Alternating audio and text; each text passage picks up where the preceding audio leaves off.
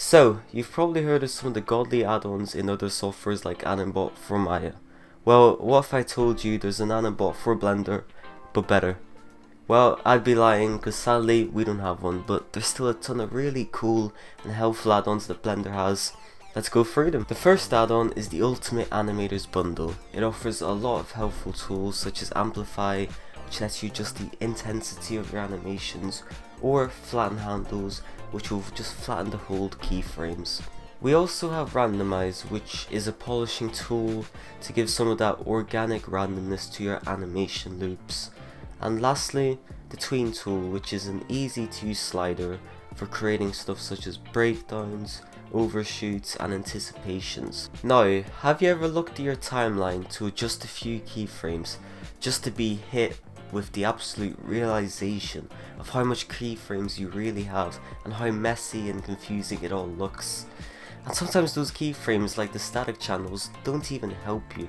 And this add-on actually lets us delete the static channel keys without affecting our animation data, while keeping our timeline more organized and less scary to look at. Honestly, I don't know why this is natively in Blender. It's a must-have for organization. This plugin also allows us to key selected objects, which means we can create and delete keyframes for selected objects and material properties from the UI.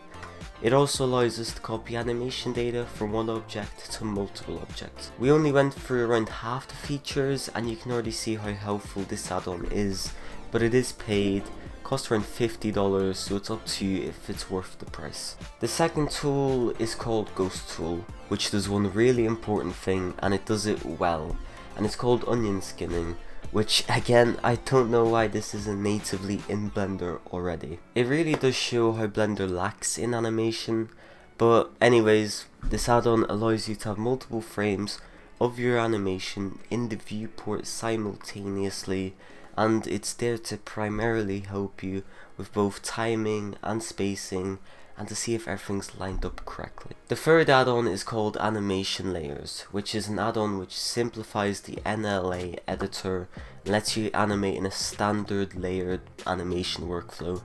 It also allows you to easily create, select and edit your layers, while also allowing you to control their influence using the NLA's mute, influence and bending mode options.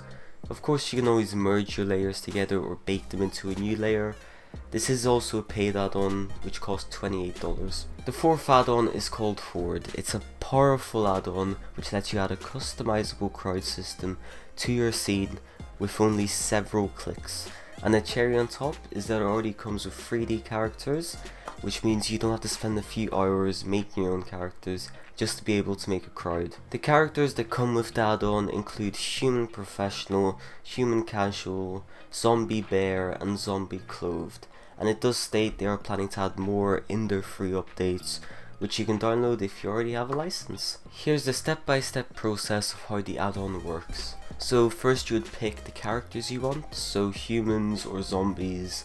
Then you would pick the animation type, so if you want them to walk, run or just be a static crowd.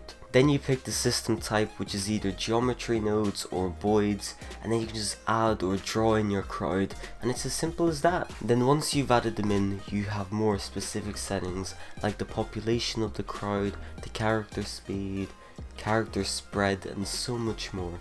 This add-on does cost $37, but to me, seems like a fair price. The fifth node is called Animation Nodes.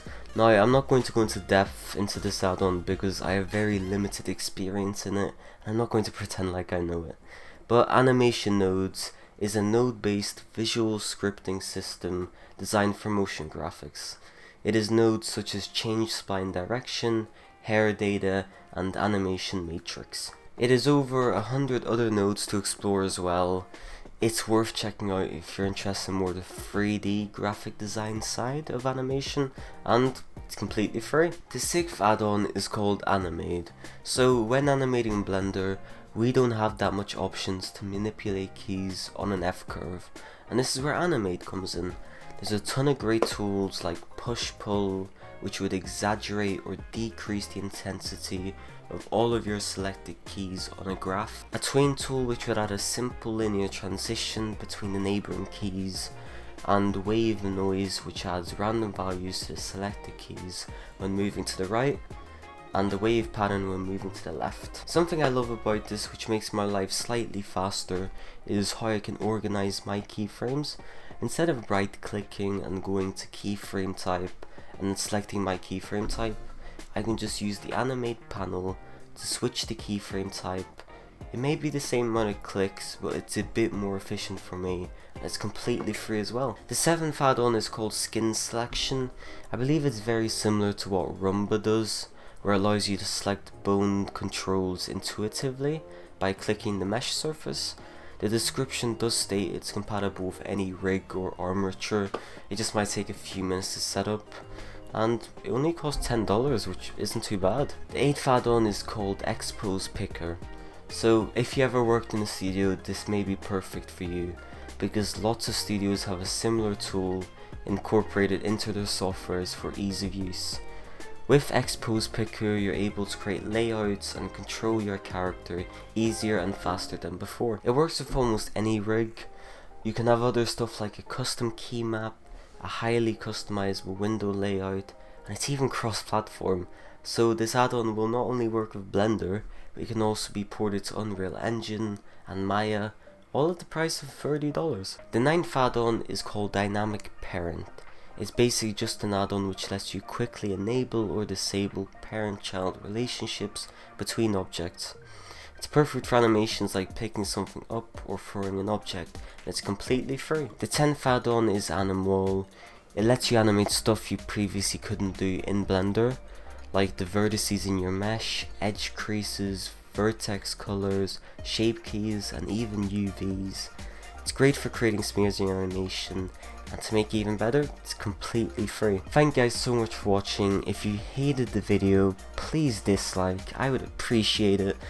If you want to find the links to the add-ons, check the description below. If you want to join my Discord or follow my Twitch, please check the description below, and I'll see you guys next video.